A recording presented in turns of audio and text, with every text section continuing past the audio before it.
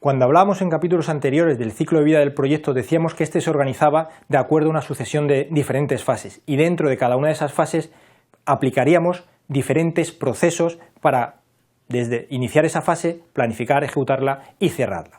Bueno, pues en este tema veremos concretamente cuáles son los diferentes grupos de procesos que van a operar dentro de una fase y cómo interacciona la relación de unos procesos con otros. Fundamentalmente hablaremos, y lo iremos viendo a lo largo de todo el curso, de 5 grupos de procesos. Habrá procesos de inicio, de planificación, de ejecución, seguimiento y cierre. Además, el código de colores que estamos viendo en la presentación es el que mantendremos a lo largo de todos los temas del curso. La característica de estos procesos es que normalmente las salidas de unos procesos van a servir de entradas o van a hacer la función de entradas de diferentes procesos. No obstante, habrá procesos que necesariamente tengan o requieran entradas externas que no vengan de otro proceso y a su vez generarán salidas que posiblemente no vayan a un proceso, sino que vayan a alguno de los interesados del proyecto. Y lo que también es importante destacar es que esta secuencia de procesos no es necesariamente una secuencia lineal. Normalmente los procesos que van a estar operando dentro de una fase se van a superponer. O sea, es posible y es factible y suele ocurrir en los proyectos que simultáneamente en el mismo momento estemos desarrollando procesos de planificación al mismo tiempo que estamos ejecutando parte del proyecto o haciendo seguimiento de alguno de los resultados previos. Veamos cómo interaccionan o cuál es la interacción básica de estos 5 grupos de procesos. Suponiendo un proyecto con un ciclo de vida resumido a una única fase, podemos decir que cualquier proyecto surge de una necesidad. Hay un caso de negocio inicial donde se evalúa y se decide poner en marcha un proyecto. Ese lanzamiento y autorización del proyecto se hace a través de los procesos de inicio. Aquí nombraremos al director de proyecto y nuestro proyecto tendrá luz verde. Una vez que ya hemos sido nombrados directores del proyecto, nuestra siguiente misión va a ser empezar a planificar cómo vamos a llevar a cabo todo el proyecto. En esta fase de planificación, en este proceso de planificación, no solamente decidiremos cómo vamos a planificar, sino cómo se va a ejecutar el proyecto, cómo se va a hacer el seguimiento de los diferentes elementos del proyecto y además cómo vamos a cerrar y clausurar ese proyecto. Pues bien, una vez que ya tenemos planificado parte del proyecto con suficiente detalle como para empezar a llevarlo a cabo, pues empezaríamos de manera solapada con la planificación a ejecutar esa planificación que ya hemos definido. Conforme vamos finalizando la ejecución de los diferentes elementos del proyecto, tendremos que ir haciendo seguimiento y comprobando que esos resultados que estamos obteniendo pues se ajustan a los valores o a las previsiones iniciales. Si no es el caso, bueno, pues mandaríamos de nuevo ese resultado hacia atrás para reprocesarlo. Pero puede ser que durante el seguimiento detectemos que el problema no ha sido de ejecución, sino de un problema de planificación, una mala planificación o simplemente que la planificación que habíamos previsto, pues debido al cambio del proyecto, pues no se ajusta. Tendríamos entonces que volver hacia los procesos de planificación y replanificar el proyecto. Pero también puede ocurrir que el problema, como veíamos cuando estábamos hablando de las distintas fases, que por cambios en el entorno externo del proyecto y la estrategia de nuestra organización, pues quizá nuestro proyecto empiece a carecer de un valor estratégico para nuestra organización. En ese caso tendríamos que volver sobre el proceso de inicio y revisar la viabilidad o la idoneidad de llevar a cabo ese proyecto. Y por último, puede ser que después de hacer el seguimiento y control veamos que todo está funcionando correctamente. Entonces activaríamos los procesos de cierre, bien procesos de cierre de una fase o del proyecto en su totalidad.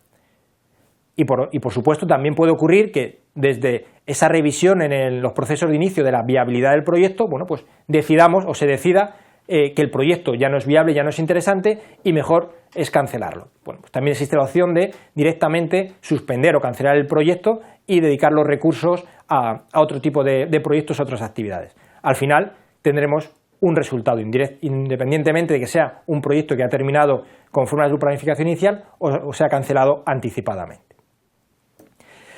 Como decíamos, aunque hemos estado viendo que aquí hay como una secuencia, un orden en cómo se van desarrollando esos grupos de procesos, en la práctica ocurre más o menos como tenemos en la diapositiva. vemos que los diferentes grupos de procesos se solapan. O sea, en un momento dado del proyecto, perfectamente puede haber 3 o 4 procesos de diferentes grupos en marcha. Esto es habitual en cualquier tipo de proyectos y de hecho es lo que suele ocurrir en la mayoría de ellos. El esquema general, y además el que vamos a seguir a lo largo del curso para explicar los diferentes procesos dentro de cada uno de sus grupos, es lo que estamos viendo ahora en pantalla. Todo proceso se va a caracterizar por tener unas entradas, que es decir, es lo que necesito para poder generar el resultado del proyecto. En las salidas, ese resultado es lo que tendré cuando haya puesto en marcha el proceso o lo que estoy intentando conseguir, y para lograr estas salidas pues utilizaremos diferentes técnicas o herramientas, es decir, lo que vamos a usar. Veremos que los diferentes procesos que vamos a ir viendo a lo largo del curso presentan multitud de herramientas o técnicas. No va a ser necesario, no va a ser obligatorio utilizar todas, simplemente utilizaremos o emplearemos aquella que mejor se adapte a las necesidades de cada momento del proyecto. Pero también comentábamos que había situaciones donde los procesos, sobre todo procesos de inicio o procesos de cierre, que no van a tener entradas provenientes de otros procesos o salidas hacia otros procesos. Son, podríamos decir, procesos de inicio o final de cadena. Veamos cuáles son esas entradas y salidas externas de manera general. Si consideramos en este recuadro central todos los procesos que están recogidos en la guía del PMBOK, podemos hablar de manera general de las que van a ser entradas externas, información externa para empezar a activar los procesos. Por una parte tendremos la información que facilita al proyecto, que introduce en el proyecto el patrocinador o iniciador del proyecto, el sponsor del proyecto. El patrocinador va a facilitar al proyecto y por lo tanto al director de proyecto pues un enunciado del trabajo, es decir, qué queremos conseguir con el proyecto, un caso de negocio que es la justificación de la viabilidad, de la idoneidad de ese proyecto, y un acuerdo, o muchas veces acotado a lo que es un contrato. Como veis, el contrato no viene a través del cliente, sino que viene o llega al proyecto a través del patrocinador. Luego nuestra organización, la organización que va a desempeñar o va a desarrollar el proyecto, también aporta información externa a los procesos. Básicamente, las condiciones externas, las restricciones, los factores ambientales, que vimos en otro capítulo, así como los activos de la organización, el propio sistema de gestión de la organización, la base de conocimiento, que la utilizaremos para mejorar el desempeño del proyecto. También va a proporcionar información externa a los procesos el cliente. El cliente básicamente lo que nos va a proporcionar son requisitos. Todas sus necesidades, sus expectativas se traducirán en requisitos que tendremos que ir dando cumplimiento a lo largo del ciclo de vida del proyecto. Y de manera coordinada entre nuestra organización y el cliente puede haber acuerdos en cuanto al tipo o sobre los recursos que a lo mejor en un momento dado tenemos que usar dentro del proyecto.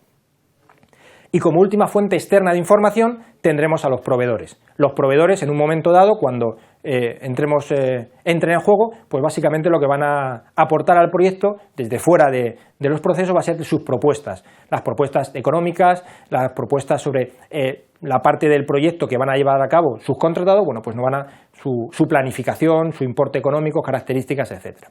A su vez, los procesos, toda esta información va a entrar dentro del flujo de procesos, en los 5 grupos de procesos, acordados: inicio, planificación, ejecución, seguimiento y cierre, y van a ir generando salidas que en algunas ocasiones no van a ir a otros procesos.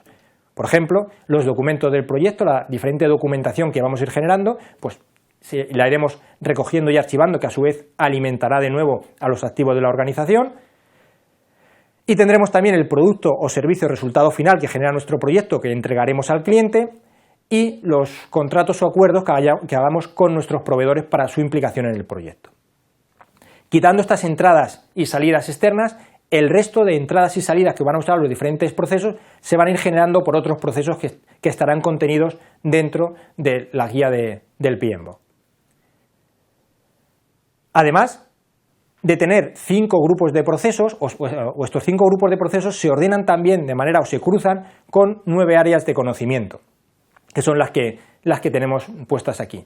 El resultado final, pues es una matriz donde cruzamos grupos de procesos que estarían representados por los diferentes colores amarillo, rojo, azul que tenemos en la presentación, con las áreas de conocimiento: gestión del alcance, plazos, costes, incluso la de integración, que es la que va a dar soporte o va a armar a todo el proyecto.